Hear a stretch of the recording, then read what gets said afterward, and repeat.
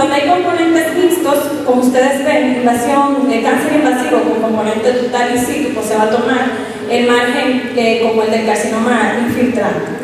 Y si hay un carcinoma infiltrante con un extenso carcinoma ductal in situ, también se va a tomar como margen de no tinte en el tumor del carcinoma invasivo. Solamente cuando son puramente carcinomas ductales in situ, pues el margen que va a ser considerado como negativo va a ser mayor de 2 milímetros. Y en caso de mamas en riesgo, ya sea que tenga tibia, hay que considerar algún tipo de margen. En las lesiones no palpables, que son identificadas ya sea por mamografía o sonomamografía, hay que tener muy bien claro de que para hacer una resección oncológica debe de ir bajo un marcaje, dependiendo de la técnica por la cual se haya identificado. Si es por sonografía, un marcaje por alcohol, si es por mamografía, también debe de ser identificada. Si es por mamografía, entonces esa pieza debe de ser llevada al departamento de imagen para identificar que las áreas de microcalcificaciones que se han identificado como malignas sean extirpadas. La incisión debe de ser lo más cercana posible al tumor, porque si hay que hacer una conversión a una cirugía reconstructiva, pues que quede incluida dentro de los márgenes de resección.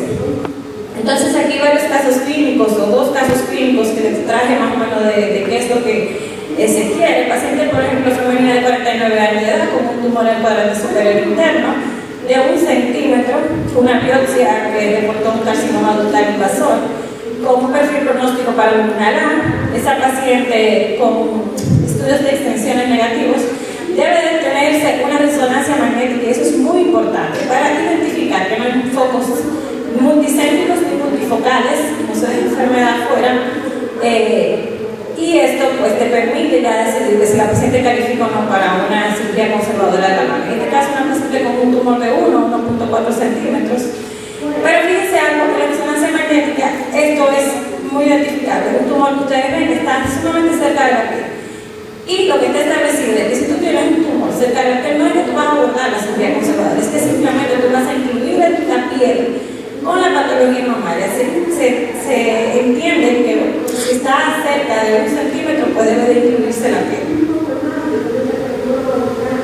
Esta fue la cirugía de la paciente, una cirugía conservadora de una paciente de 49 años.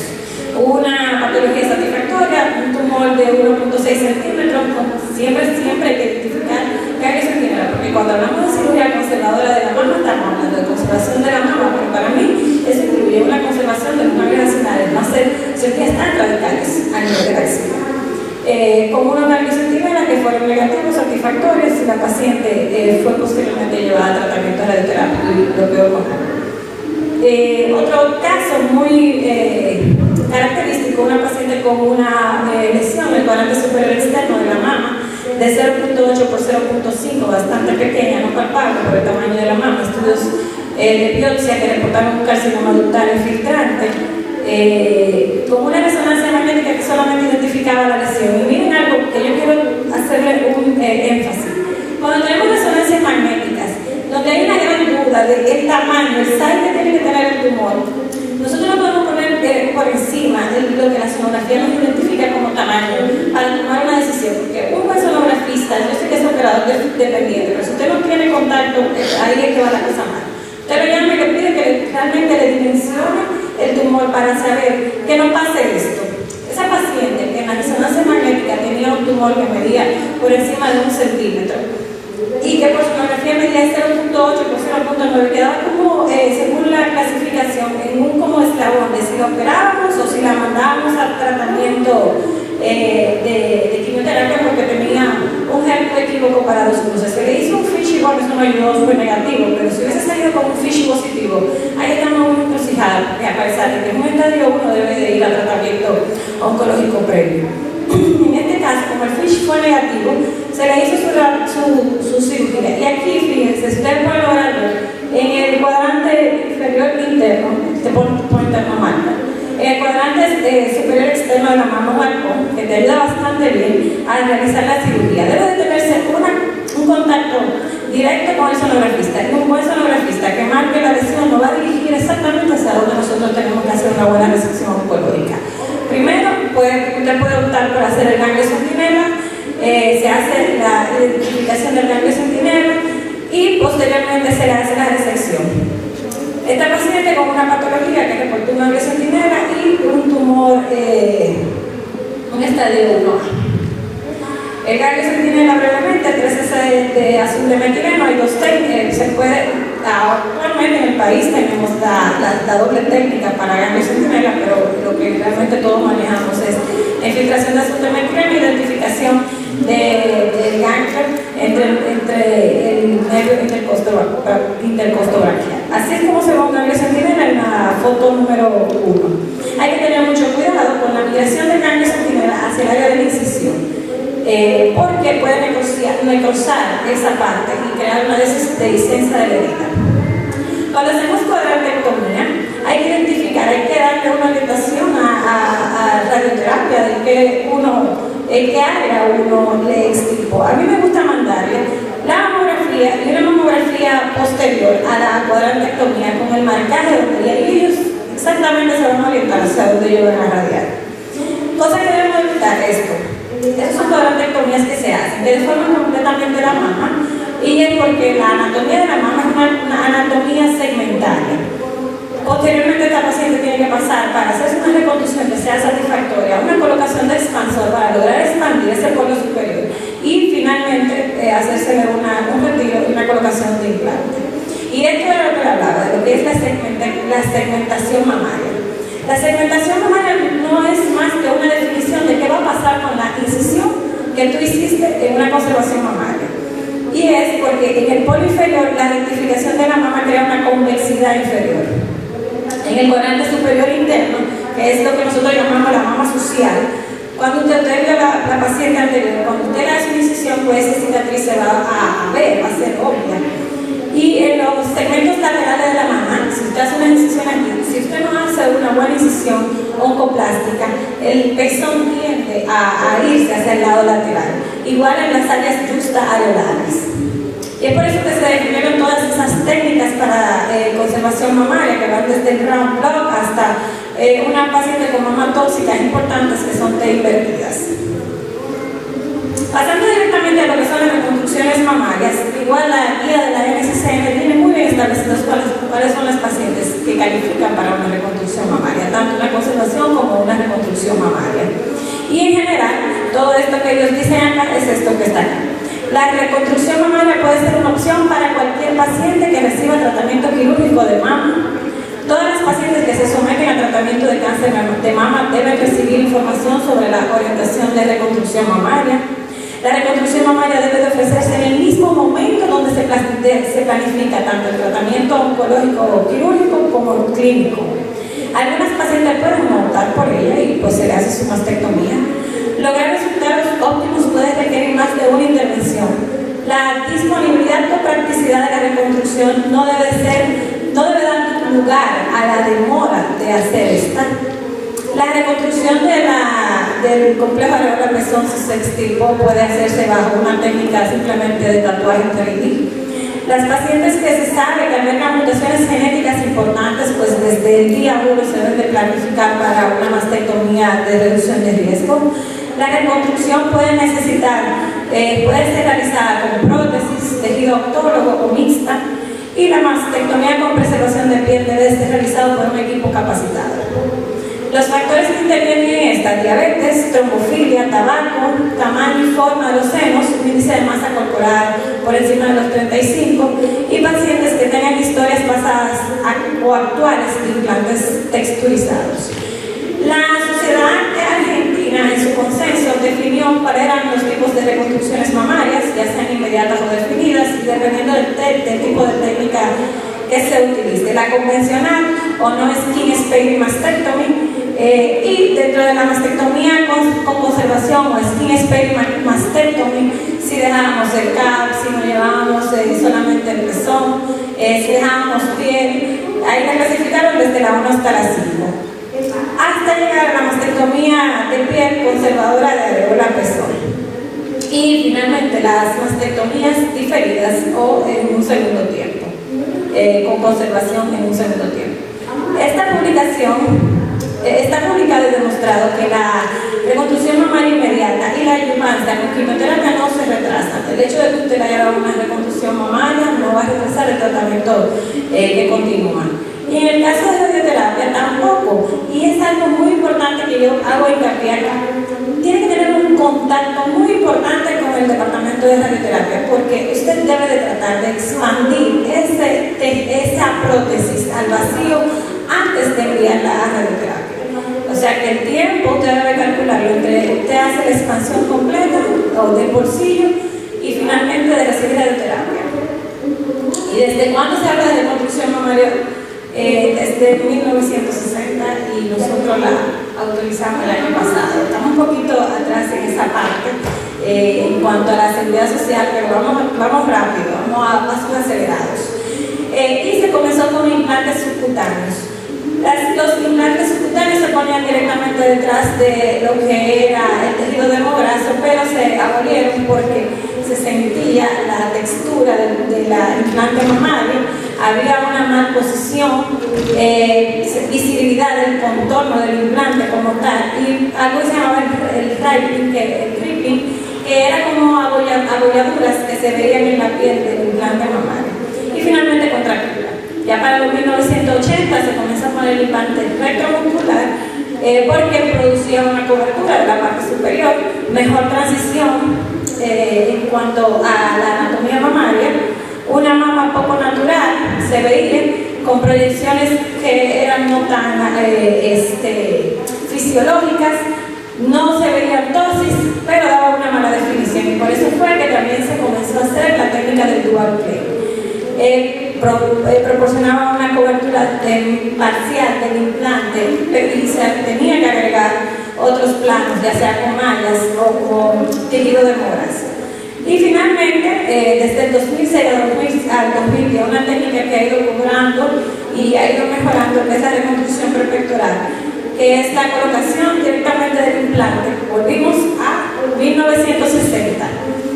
Pero ¿qué pasó? Que ahora hay prótesis que tienen mucha tecnología, prótesis anatómicas con tecnología de poliuretano que se adhieren bastante bien al tejido dermobrazo y le dan una apariencia estética muy favorable a la paciente. Anatómicamente, para hacer una reconstrucción mamaria retropectoral, esto es lo que tenemos identificado: el músculo pectoral mayor, menor y el serrato, que deben de entrar en la reconstrucción mamaria. Y acá es donde se pone un implante mamario en esa área. Fíjense que se diseca, debe de respetarse el segmento 4 de la mama, dejar un tejido graso significativo para no mama, graso, para que la mama pues no se vaya hacia el lado lateral y respetar lo que es la mama social, no disecar la parte lateral para que no haga lo contrario, no disecar mucho el polo superior para que la mama no suba, porque los implantes retropectorales tienen el problema de que son dinámicos. A medida que la paciente va moviéndose, posteriormente tiene la paciente que implanta acá arriba y comienza a quejarse de dolor, de lo que son los expansores. Y como les dije, debe incluirse el músculo, tratar de integrarse, porque la mayoría de los pacientes no tienen un músculo pectoral que cubra un implante, entonces necesitamos de ese músculo serrato para hacer una cobertura. El problema anteriormente, que ya no ocurre, que teníamos expansores que tenían cápsulas internas metálicas y pues creaba un poquito en la simulación un poco de fallo, pero ya hoy en día las cápsulas para la expansión son integradas, pues son de otro tipo de material que no crean artefactos. Esta es una reconstrucción mamaria con un expansor retromuscular, una paciente con una tosis mamaria. Otro caso de una paciente con unos BRCA mutados, recibió tratamiento y se decidió hacer por la tosis mamaria que tenía una colocación de expansor. Miren qué estética tan bonita de esa paciente. Muchas veces incluso quedan, aunque en ese caso no tiene peso, quedan más, se siente mejor con la mastectomía de reconstrucción que como estaba antes. Pacientes con mama que tienen tos importantes, pero tú quieres hacer una conservación del complejo de la presión. Si tú no tienes un tejido dermograso que sea bueno, no es ideal poner una prótesis que te macere el pezón, porque te va a aumentar la probabilidad de necrosis. Entonces, en ese caso, se deja un implante retromuscular y lo vas expandiendo posteriormente. También se puede colocar el expansor tisular por debajo del tejido graso, termograso, directamente, pero hay que hacer identificaciones delante de imágenes de que realmente tenemos un tejido termograso bueno. Ese paciente que fue el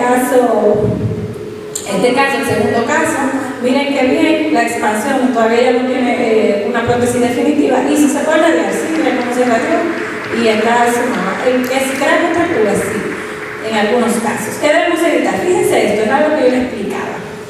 Cuando usted hace la colocación del expansor tisular, debe de tratar de disecar por lo menos 2 centímetros del surco mamario hacia la parte inferior para que la mama pues logre esa anatomía del surco y no ascienda hacia la parte subclavicular.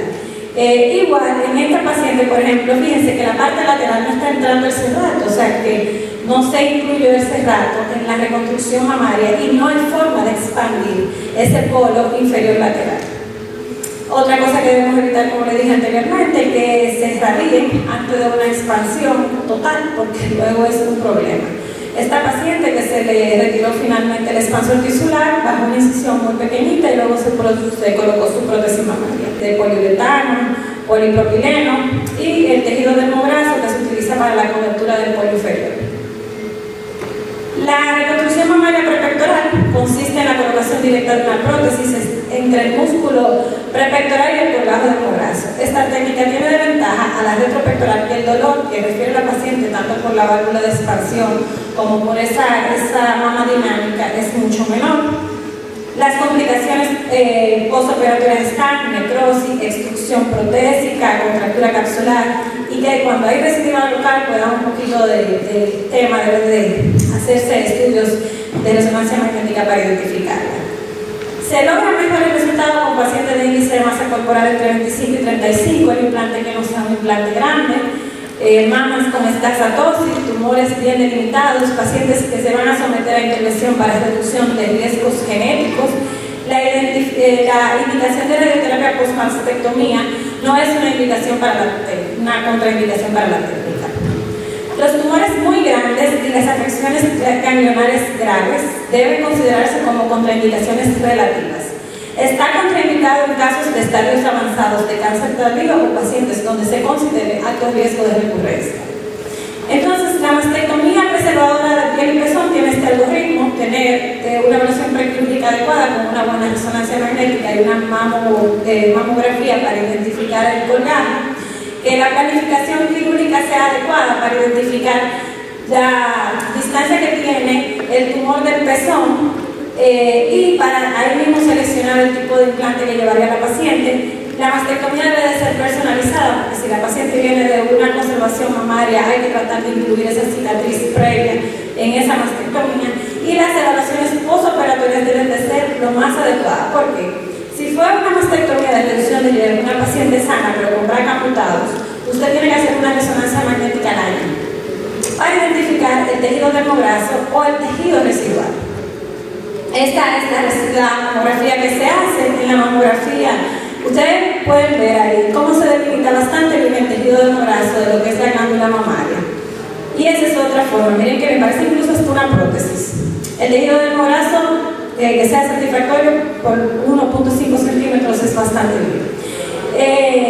Se pueden hacer técnicas para mastectomías que no sean necesariamente conservación de la pezón, como la técnica del round plug, y pacientes con tosis mamaria, la técnica permitida. En este caso, la primera paciente de 62 años se le colocó una prótesis mamaria definitiva. La paciente tiene una tosis mamaria, pero ella no quería prescindir de su mama, y se realizó una incisión en uso ampliada, se colocó la prótesis mamaria. Y en el segundo caso fue una paciente que recibió quimioterapia por un tumor estadio 2, posteriormente con muy buena respuesta, con BRCA mutado, se le hizo una mastectomía de reducción de riesgo con conservación del CAP, con una incisión en el surco mamario inferior.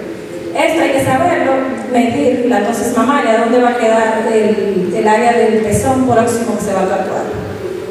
El uso está respaldado en caso de cáncer de mama estadios tempranos, totales in situ, procedimiento de reducción de riesgo.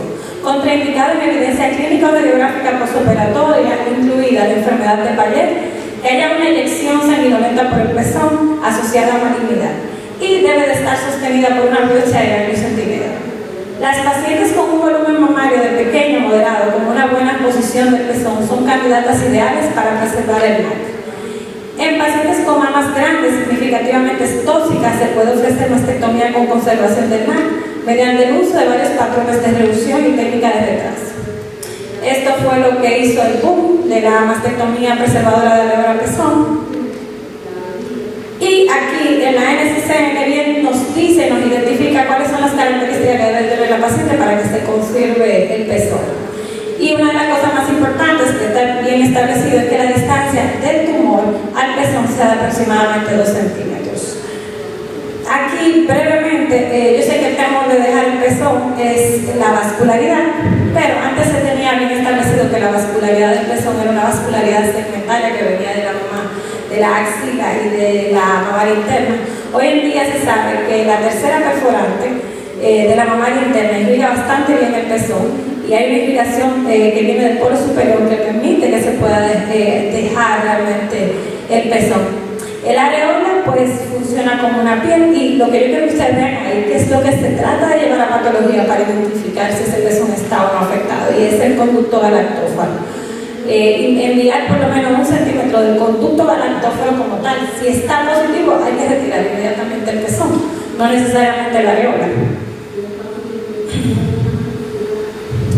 Estos son todo conservaciones del CAP, diferentes tipos de casos.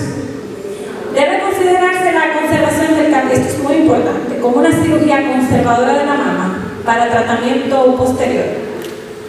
Por ejemplo, para radioterapia. No. Esos pacientes se van a tratar por el tipo histológico que se haya identificado y el estadio. Tú no vas a radiar a una paciente considerándolo porque tú le dejaste el CAP, lleva radioterapia. Esos son otros tipos de pacientes, esos son prótesis definitivas con una radiación luego de la reconstrucción mamaria. Y finalmente, le dije que el tema era bastante largo, reconstrucciones mamarias diferidas, para que tengan una idea, se hacen técnicas dorsales. Esa técnica que puede ser utilizada en la técnica inmediata cuando tenemos pacientes con una extensión tumoral que afecta bastante la piel. Se puede colocar un dorsal con un expansor tisular. Y finalmente, en las reconstrucciones mamarias diferidas también tenemos la técnica de colgajo donde utilizamos como pedículo disecciones del tejido abdominal con vasos epigástricos inferiores que se llevan hacia el área receptora de la mastectomía previa. Más o menos para que ustedes tengan una idea, esto es un caso y esto es como queda la paciente. ¿Que hay complicaciones? Sí. Esa es la primera, una exposición del tejido de la prótesis mamaria. Hay que tener un equipo que sepa resolver esas cosas, porque no necesariamente hay que retirarla. Esa muy bien se resolvió con una movilización de un colgado. Complicaciones importantes que también le dije con la infiltración del azúcar metileno y la migración hacia el área de la herida. Y estas son las conclusiones que le dejo de esta disertación. Muchísimas gracias.